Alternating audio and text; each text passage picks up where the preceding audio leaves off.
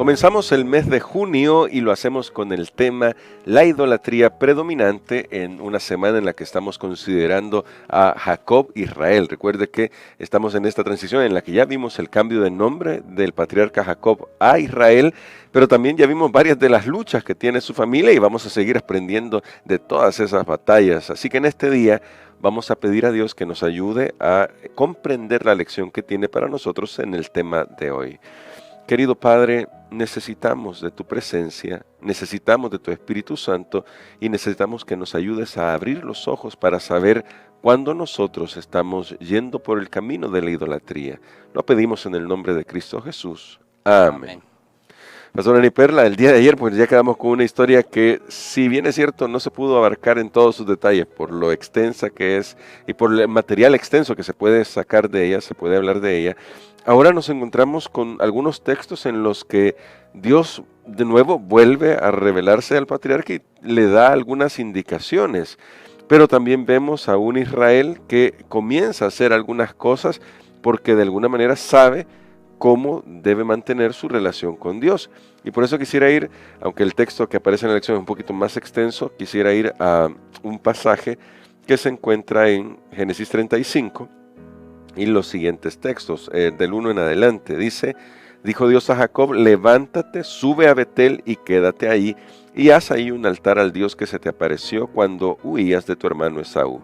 Entonces Jacob dijo a su familia y a todos los que con él estaban, quitad los dioses ajenos que hay entre vosotros, limpiaos y mudad vuestros vestidos, levantémonos y subamos a Betel, pues ahí haré un altar al Dios que me respondió en el día de mi angustia y que ha estado conmigo en el camino que he andado. Y el verso 4 termina diciendo, pastor, ellos entregaron a Jacob todos los dioses ajenos que tenían en su poder y los zarcillos que llevaban en sus orejas, y Jacob los escondió debajo de una encina que había junto a Siquem. Y vamos a comenzar con una pregunta, pastor. ¿Qué importancia tiene aquí este acto de adoración en el que Jacob pide dejar toda la idolatría, ya que están siguiendo la revelación de Dios de volver a Betel, que es el lugar donde Dios quiere que en este momento esté Jacob y su familia? Muy bien, creo que aquí tenemos algunas lecciones muy importantes. Recordemos que Jacob se había tratado de acomodar en la tierra de Siquem, donde no le fue nada bien. Hubo esta terrible matanza. Jacob tenía temor de que pues hubiera venganza, que las otras naciones ahí vecinas de él habían escuchado esa historia y entonces se unieran y lo atacaran. Y él dijo, bueno, nosotros somos menos, ¿qué va a pasar? Pero ahí Dios se le aparece. Y noten que le hace un énfasis, levántate, sube, dos veces, o sea, muévete, levántate. No aparece un reproche de Dios exactamente por su pasividad ante lo que había sucedido a su hija Dina, pero aquí Dios le dice, mira, levántate, sube a Betel, o sea, tienes que llegar al lugar donde tuviste un encuentro conmigo. Y Jacob entendió entonces, Jacob entendió que todo eso le estaba pasando también porque tanto él como su familia no estaban yendo totalmente por el camino espiritual. Habían dejado que otras cosas los distrajeran. Y es más, parte de su familia, por lo visto en esta historia, estaban adorando a otros dioses, que no era el Dios verdadero. Así que tenía que haber una limpieza. Solo después de eso, Dios hace que esa situación que se había dado con la venganza de la violación de Dina no tuviera consecuencias posteriores. Pero notemos que primero había que arreglar el asunto con Dios. Después se iba a arreglar, Dios se iba a encargar de arreglar el asunto con los hombres.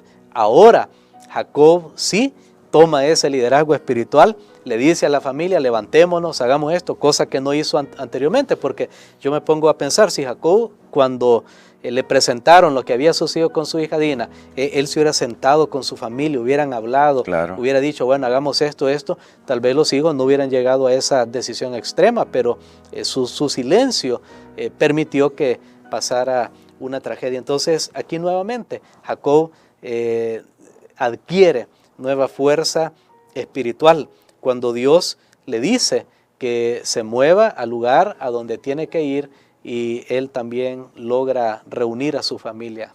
Amén, y gracias a Dios por eso, porque siempre el altar va a ser un lugar donde podemos encontrar unidad. Y ahora, pastor, como es un hecho que lo que le está pasando a la familia de Jacob es relevante porque es la familia que recibe el pacto hecho con Abraham y luego hecho con Isaac, la pregunta es, ¿cuán importante es esta volver a Dios, también renunciar a la idolatría y que se ve con actos bien claros? Ahí se dice, dejaron los ídolos, dejaron zarcillos, dejaron cualquier cosa que indicar idolatría. ¿Cuán importante es ese hecho para la relación de pacto que Dios tiene con su pueblo? Bueno, es de importancia vital porque no puede Dios en realidad bendecir a su pueblo cuando nosotros tenemos otros ídolos. De hecho, cuando notamos lo que dice el versículo 4, la parte final, que todos esos zarcillos, claro, uno piensa, bueno, solo eran aretes, como le llamamos ahora. Lo que pasa es que esos tenían figuras de dioses. Todo eso eran amuletos, etcétera. Claro. Y los escondió debajo de una encina que había junto a Siquem. Recordemos entonces lo que había sucedido en Siquem. Allí había sido un lugar de muerte, un lugar de maldad para el pueblo de Israel. Allí fueron enterradas también los ídolos, allí lo dejaron en el pasado. Así que Siquem se convierte en un lugar de muerte, no era el lugar donde el pueblo de Dios debía estar. También aquí me da a entender que precisamente esa falta de espiritualidad en la tierra que ellos manifestaron, en la tierra de Siquem, fue que dio lugar a toda esa historia, porque ya lo vimos con Dina, ella misma está fantaseando por ahí, y eso es lo que sucede. A veces nosotros queremos vivir a las costumbres del mundo, porque hablemos ahora, tal vez alguien dice, no, yo no ando collares, yo no tengo imágenes en mi casa, no, yo no tengo otra figura, yo no voy a que me lean la mano. Sí, pero estamos andando ahí en las costumbres y las prácticas del mundo y pensamos que podemos controlar hasta dónde sí, hasta dónde no, y nos estamos acomodando y no estamos entrando en la relación de pacto con Dios.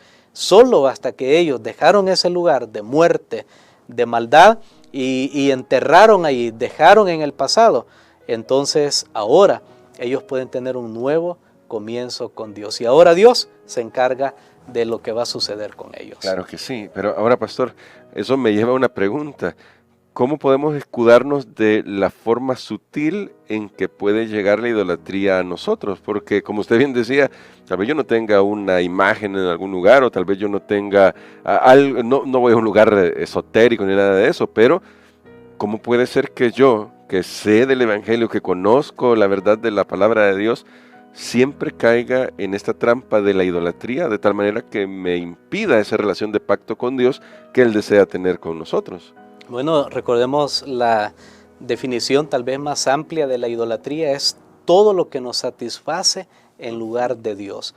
Es todo lo que llena nuestras necesidades, porque nosotros los seres humanos somos adoradores por naturaleza, lo hemos explicado en lecciones muy anteriores, sí. Somos adoradores, entonces lo que a mí me llena, lo que a mí me satisface, ese es mi Dios, ese es mi ídolo. Y si yo lo pongo en primer lugar, porque a veces pueden ser cosas buenas y no necesariamente idolatría, estamos hablando de algo malo, ¿no? Por ejemplo, el trabajo es bueno, pero si yo pongo el trabajo por encima de Dios, se ha convertido en un ídolo. Si pongo a mi pareja, a mis hijos, pongo un auto, lo que sea, que me satisface, nosotros hemos convertido eso en un Dios y es peligroso porque cualquier cosa entonces puede convertirse en un Dios. Sí. Simplemente, ¿cómo podemos hacer?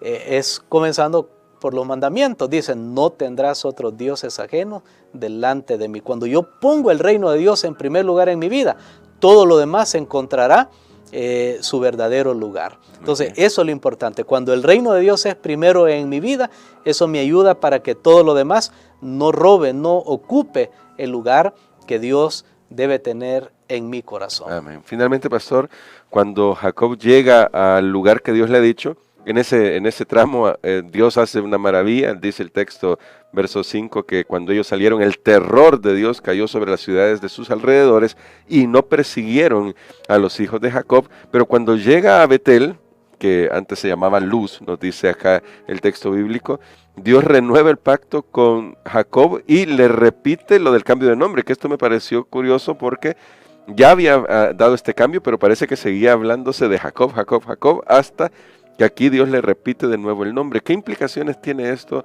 pastor, en la bendición que va a recibir en ese momento Jacob? Bueno, Dios no cambia. Es que Amén.